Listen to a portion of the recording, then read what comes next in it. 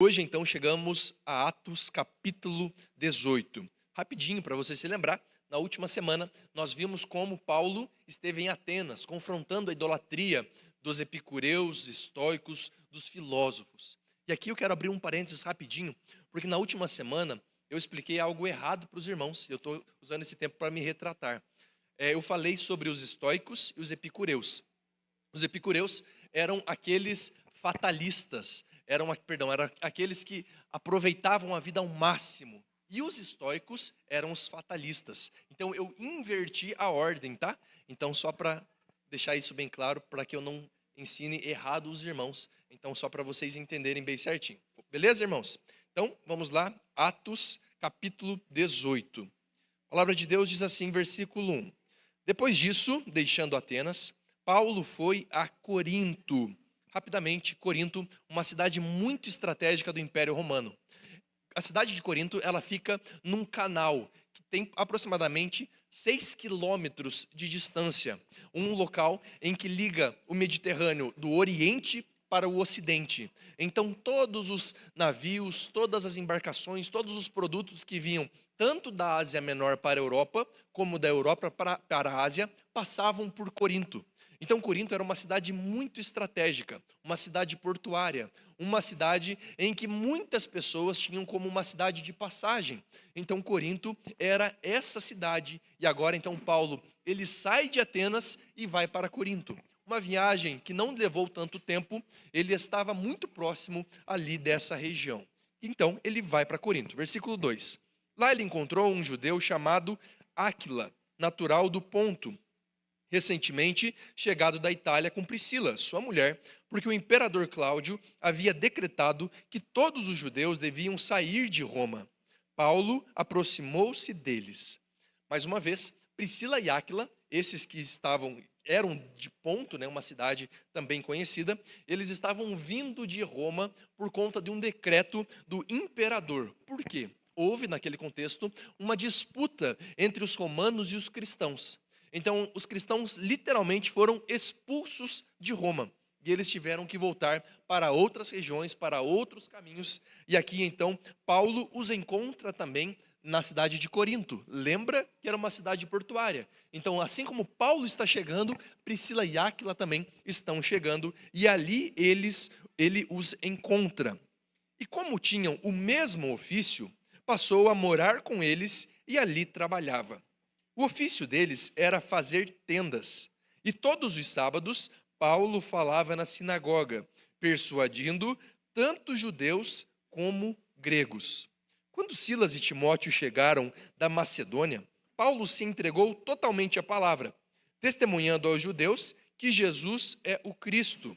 Como eles se opuseram e blasfemaram, Paulo sacudiu as roupas e disse-lhes: que o sangue de vocês caia sobre a cabeça de vocês. Eu estou limpo dele, e a partir de agora vou para os gentios. Saindo dali, entrou na casa de um homem chamado Tício, justo, que era temente a Deus. A casa dele ficava ao lado da sinagoga. Crispo, o chefe da sinagoga, creu no Senhor com toda a sua casa. Também muitos de coríntios, ouvindo, creram e foram batizados. Certa noite, Paulo teve uma visão em que o Senhor lhe disse: não tenha medo. Pelo contrário, fale, não fique calado, porque eu estou com você, e ninguém ousará lhe fazer mal, pois tenho muito povo nessa cidade. Assim, Paulo permaneceu em Corinto 1 ano e 6 meses, ensinando entre eles a palavra de Deus. Quando Galho era procônsul da Acaia, os judeus, de comum acordo, se levantaram contra Paulo e o levaram ao tribunal, dizendo: este homem quer persuadir as pessoas a adorar a Deus de um modo contrário à lei. Quando Paulo ia falar, Galho disse aos judeus: se fosse de fato alguma injustiça ou crime de maior gravidade, ó judeus, eu teria motivo para acolher a queixa que vocês estão trazendo. Mas como é uma questão de palavras, de nomes e da própria lei de vocês, resolvam isso vocês mesmos. Eu não quero ser juiz dessas coisas. E os expulsou do tribunal. Então todos agarraram Sóstenes, o chefe da sinagoga, e começaram a espancá-lo diante do tribunal. Galho, todavia, não se incomodava com essas coisas. Paulo ficou ainda muitos dias em Corinto. Por fim, despedindo-se dos irmãos, navegou para a Síria, levando em sua companhia Priscila e Áquila. Antes de embarcar, rapou a cabeça em Cencreia, porque tinha feito um voto. Quando chegaram a Éfeso, Paulo deixou ali Priscila e Áquila. Ele, porém, entrando na sinagoga, pregava aos judeus. Pediram-lhe que ficasse mais algum tempo, mas Paulo não quis. Ao se despedir, disse: se Deus quiser, virei visitá-los outra vez. E embarcando, partiu de Éfeso.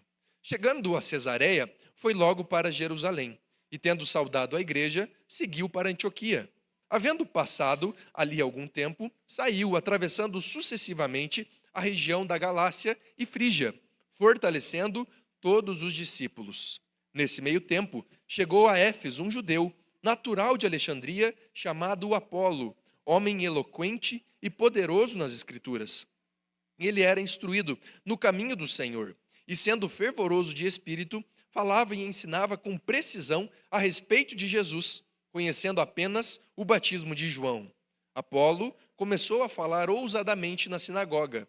Quando Priscila e Áquila o ouviram falar, levaram-no consigo e com mais exatidão lhe expuseram o caminho de Deus. Quando ele resolveu percorrer a Acaia, os irmãos o animaram e escreveram aos discípulos para que o recebessem bem. Tendo chegado, Apolo auxiliou muitos aqueles que, mediante a graça, haviam crido, porque com grande poder convencia publicamente os judeus, provando por meio das Escrituras que Jesus é o Cristo. Vamos orar. Senhor, nós estamos diante da Tua palavra. Abre os nossos ouvidos, o coração, a nossa mente, para ouvir o que o Senhor tem para nós nessa manhã. Que essa porção seja o nosso alimento, que vivifique as nossas almas, que nutra o nosso espírito, de tal modo, Senhor, que possamos Te conhecer mais e viver uma vida nos Teus caminhos. Quanto a mim, ó Deus, miserável pecador que sou, que o Senhor tenha misericórdia da minha vida e que eu possa ser o Teu porta-voz nesse momento. Em nome de Jesus. Amém. Queridos irmãos, então, rapidamente eu falei para você sobre Corinto, essa cidade estratégica no Império Romano. Uma cidade que, aos nossos olhos, possivelmente jamais seria escolhida para uma plantação de igreja ou para qualquer tipo de trabalho. Alguns comentaristas sugerem que Corinto era como se fosse a Las Vegas dos nossos dias, porque o que acontece em Las Vegas fica em Las Vegas. A ideia de Corinto era exatamente esse lugar, um lugar de perdição. Por ser um lugar de passagem, muitos que ali se encontravam não tinham qualquer problema em se entregar aos seus prazeres. Na cidade de Corinto tinha um grande monte e ali ficava localizado o templo da deusa Afrodite, para os romanos, a deusa Vênus. E como funcionava a adoração a essa deusa? Adivinhe, através de prostitutas cultuais. Homens e mulheres que se prostituíam como forma de adoração à deusa Vênus, à deusa Afrodite.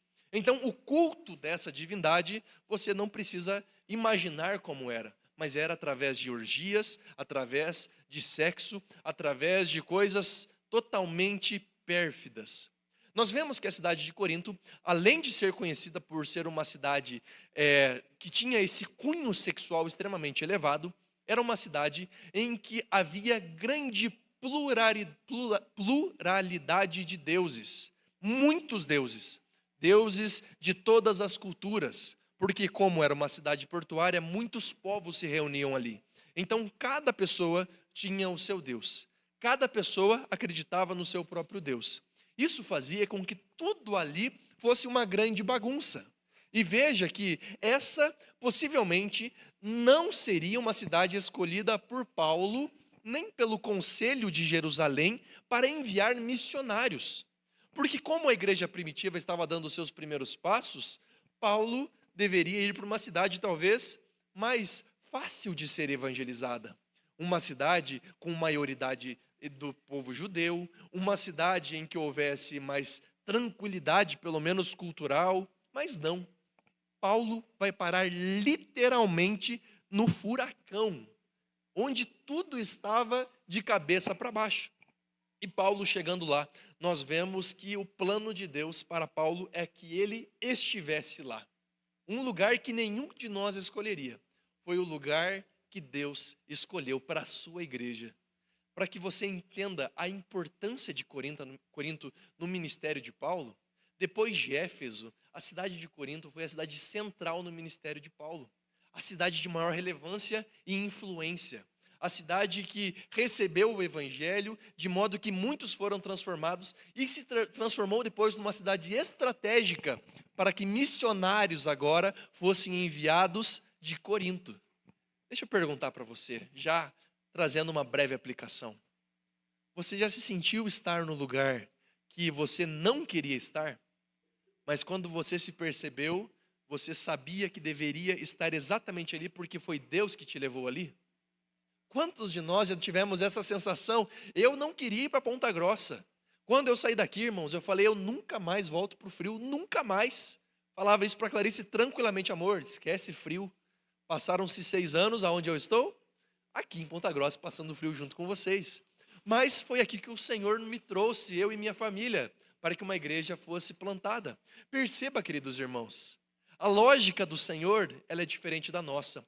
E muitas vezes o Senhor nos leva a um lugar que não estava no nosso roteiro, mas que faz parte do seu plano, da sua igreja e da sua missão. Então, eu quero mostrar para você nesse sermão que a missão de Deus avança em cidades difíceis, em contextos difíceis, em regiões extremamente hostis ao evangelho, porque Cristo sustenta os seus servos. Ele garante a sua presença e forma uma igreja missionária. Nós vemos então que essa cidade, escolhida não por Paulo, mas por Deus, Paulo, ao chegar ali, ele, depois de sair de Atenas, ele se afixa naquele lugar. Mas veja bem o histórico de Paulo. Ele está vindo lá de Tessalônica, onde por 3 vezes ele foi perseguido por pregar o evangelho, dizendo que Cristo é o Messias prometido no Antigo Testamento aos judeus. Os judeus ficaram revoltados com isso e quiseram matá-lo. Por 3 vezes ele precisou fugir de um lugar para o outro para que ele não fosse morto. Se você tem um pouquinho de fé em Deus, quando as coisas começam a ficar difíceis, o que a nossa natureza tende a nos dizer? Eu acho que Deus está fechando uma porta. Eu acho que Deus não quer que a gente esteja aqui. Eu não imagino que a bênção do Senhor esteja comigo por eu ser perseguido e apedrejado. Como Deus pode ser o Deus Todo-Poderoso e permitir que eu passe por isso? Paulo, depois de 3 ocasiões sendo perseguido, em que ele quase foi apedrejado, ele chega a Corinto, a pior cidade, o pior lugar. E ele deveria pensar, por que eu estou aqui? Eu não deveria estar num outro lugar, eu não deveria estar numa outra sinagoga. O que eu estou fazendo em Corinto?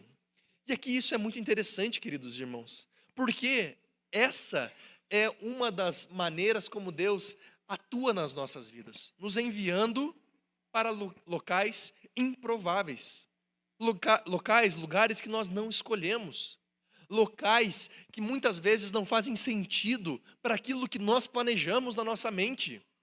Tenho certeza que você passou por esse processo quando você se casou ou quando você era jovem e você começou a pensar, quando eu estiver adulto, quando eu começar a caminhar, minha vida vai ser assim, assim, assim, eu vou morar, eu vou comprar uma casa, um carro.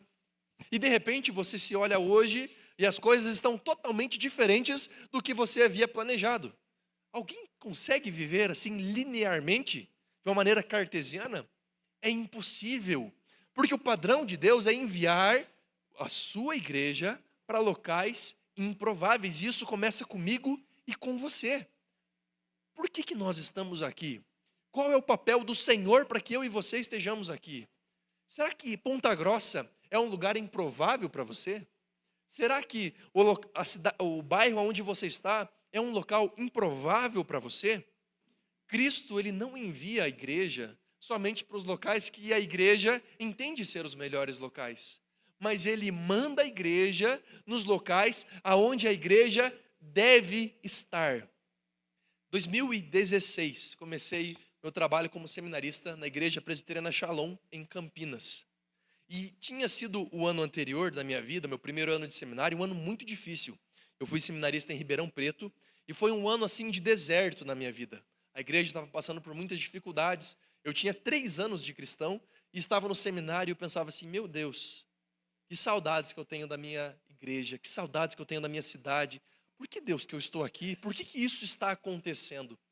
E aí eu comecei o trabalho em Campinas, uma igreja muito pequenininha, tinha aproximadamente ali os seus 60, 70 membros.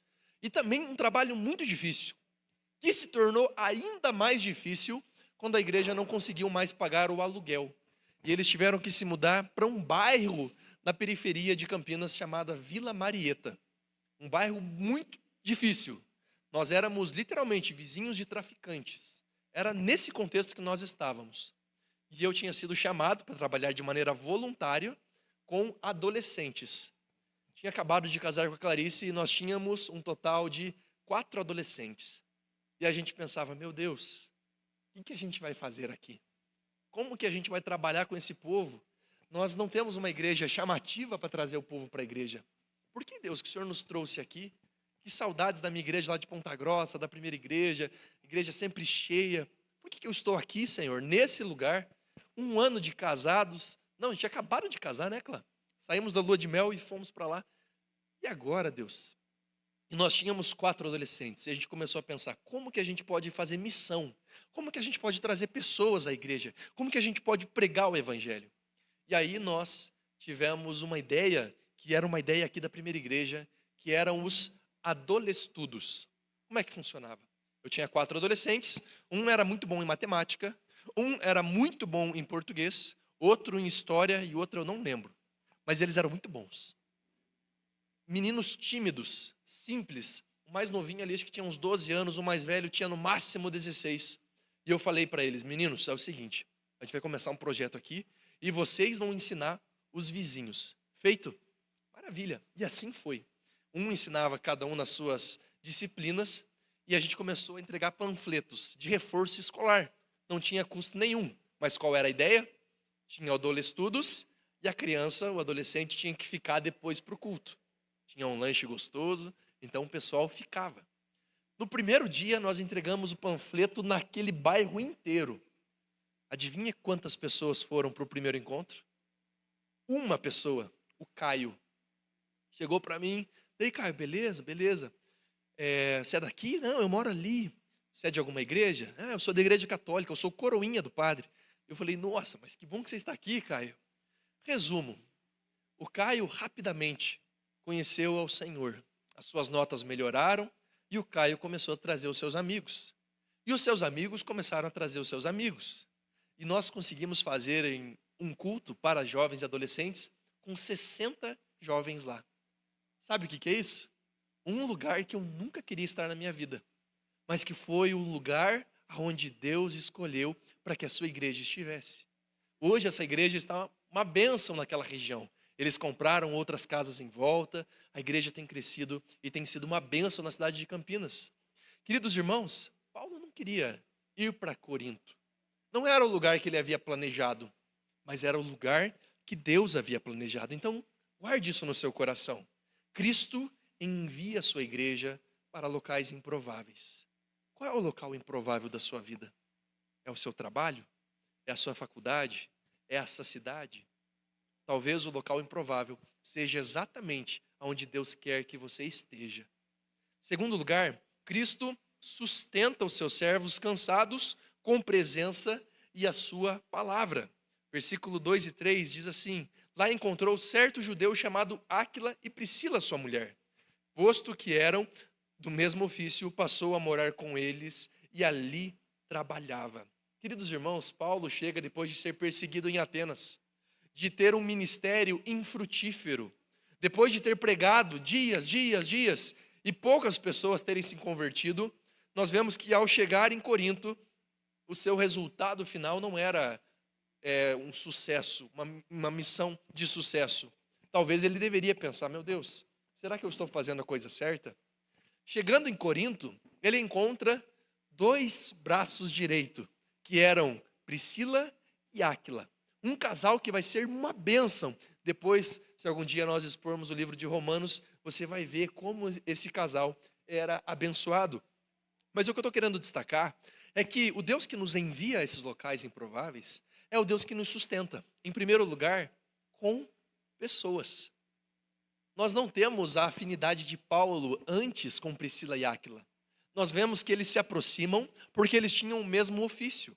Para o judeu era muito comum que uma criança aprendesse o ofício do seu pai. Então, provavelmente, o pai de Paulo o ensinou o mesmo ofício que ele tinha, trabalhar com tendas, com couro. E nós vemos então que ele se aproxima desse casal, Priscila e Áquila, que são para Paulo, nesse momento, sinônimo de sustento e segurança. Um casal que nós veremos mais à frente, que foi um incentivo na vida do próprio Paulo. Queridos irmãos, e como é bom quando nós encontramos pessoas assim, nestes locais improváveis. Pessoas que nós pensávamos que nós nunca um dia conheceríamos, que nunca conseguiríamos nutrir um amor, talvez, mas que com poucas conversas pareciam que já faziam parte de toda a nossa história. Você já teve essa experiência? Nessa mesma cidade de Campinas, eu e Clarice conhecemos um casal, a Tassi e o Rafa. Um homem de Deus, está quase se formando para ser pastor lá em Campinas também. E a Tassi, uma missionária. E estes irmãos nos abençoaram tanto, tanto, tanto. Eles literalmente abriram a sua casa para que eu e Clarice pudéssemos, nos momentos mais difíceis, poder contar com eles. Queridos irmãos, o nosso Deus, ele nos sustenta no meio dessa missão, não apenas nos dando uma provisão material, mas levantando pessoas que serão estratégicas, que serão bênçãos do próprio Deus na nossa vida, que serão essa força, esse vigor do próprio Deus, através de pessoas simples, pessoas tementes a Deus. Quantos de nós, ao estarmos nesses locais improváveis, não conhecemos pessoas assim? Quem são esses? Primeira pergunta. Mas a segunda pergunta, como nós podemos abençoar pessoas que estão nesses locais? Quantos aqui não são de Ponta Grossa e estão em Ponta Grossa? Levante uma das mãos. Olha quanta gente se achegou a Ponta Grossa. E nós temos que ser bênção para cada uma dessas famílias que aqui estão. Nós precisamos cuidar daqueles que estão nessa passagem. Talvez aqui seja o destino final, mas talvez não. Mas o nosso papel como igreja é abençoar, cuidar, sustentar esses que aqui estão. Sermos família, não de sangue, mas debaixo da mesma paternidade do nosso Senhor. Amém? Então cuide desses que o Senhor colocou na tua vida. Eles não caíram de paraquedas. Não seja tão presunçoso assim. Entenda que foi o próprio Senhor que trouxe essas pessoas para que nós possamos ter comunhão e compartilhar da fé, fortalecê-los no Espírito, para que a missão do Senhor seja propagada através deles. Terceiro e último lugar, queridos, nós vemos que Cristo garante o fruto da missão, mesmo antes que nós o vejamos. Como o texto nos mostra, Paulo não estava preocupado em que Corinto fosse convertida. Para ele, aquela cidade era uma cidade perdida. Mas o que precisou acontecer para que Paulo permanecesse fiel ao Senhor e pregasse o evangelho lá durante 1 ano e 6 meses?